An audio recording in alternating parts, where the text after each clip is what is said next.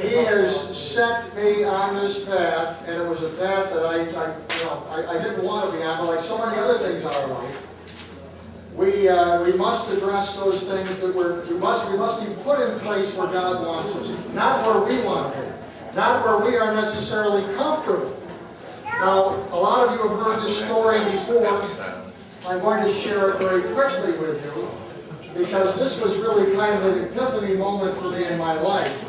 And I'm sure my opponent is going to try to use this against me when the time comes. As our friend candidate Grimes was saying, you know, there's stuff floating around out there. There's a very famous YouTube out there that was someone who wanted to destroy me as Republican Party chairman put out there back in 2007. And on this YouTube, the YouTube and stuff, you want to go to it, it's about Steinburg, the White Rosa Parks. Now that's not a bad thing to be known for, you know, Rosa Parks. I mean, I love Rosa Parks.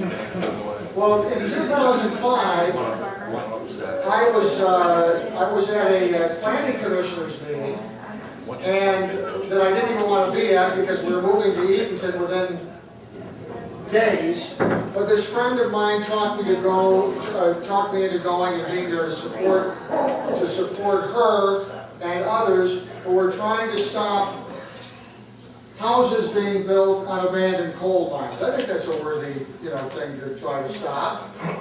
So they had been fighting it, and they were finally going to get their hearing. So they said, would you go? I said, I'd love to go and help you, I'm done. I said, I'm moving, this doesn't have anything to do with me. I'm at my desk right now condensing everything in boxes so that I can leave. So I won't be there, but God bless you, and I want you to do the best job that you can do tonight. You know what's right, fight for it.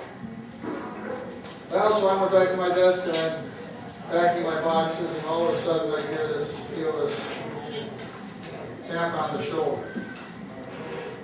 It wasn't literally a tap on the shoulder, but something was telling me, or someone was telling me, you must be at this meeting tonight. You've got to go.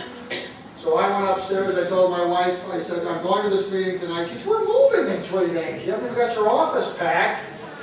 You said you weren't going to go. I said, I don't know, I'm going. So then I went into the meeting. I knew a lot of the folks there, and they said to me, what are you doing here? I thought you were moving. I am. I don't know what I'm doing here. Are you going to speak? Absolutely not. The last thing I'm going to do is get involved in this meeting tonight. No way. So the first two speakers who were addressing the issue about the homes being built on the abandoned mine land were treated very unkindly by the commissioners. As a matter of fact, they were scorned and laughed at. There were winks and nods, and it was embarrassing. I sat through the first one, and I couldn't believe it. The second person that got it was a woman. The second person that got it was a Baptist minister. He was very concerned. He had slides and this, that, and the other thing. And, I mean, it was incredible. Like, this is a very serious health and safety issue, and these people are treating it like it's nothing. Absolutely nothing. So, when he got done speaking, the chairman of the commission said, is there anyone else who'd like to speak? And I got up from my seat and started heading down the aisle, and my friend who was sitting next to me, who met me at the meeting, said, what are you doing? I thought you weren't going to speak. I said, well, I just got something I need to say. So I got up, and I introduced myself, and I said that I thought it was appalling the way the commissioners treated the first two previous speakers.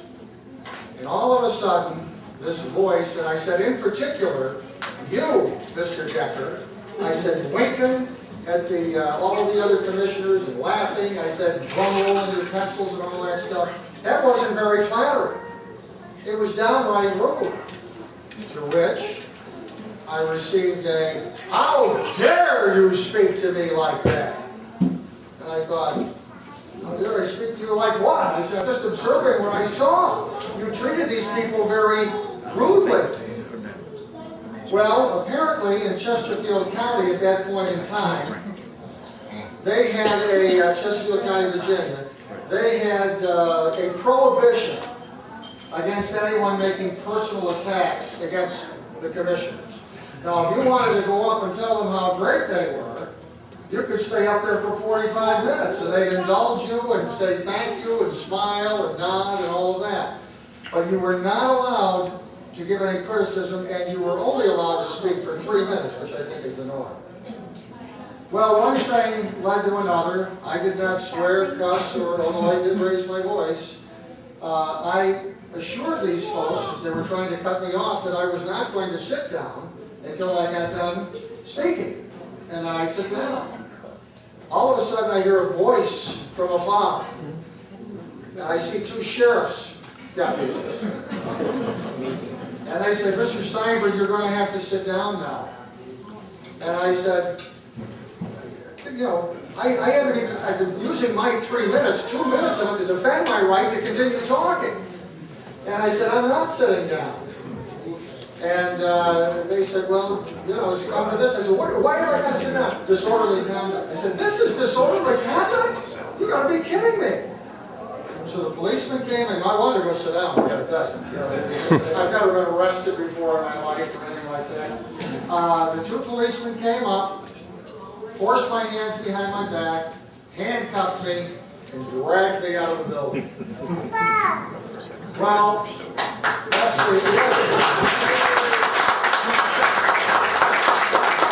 there are some friends of mine who would say, you should have shut up and sit down. No.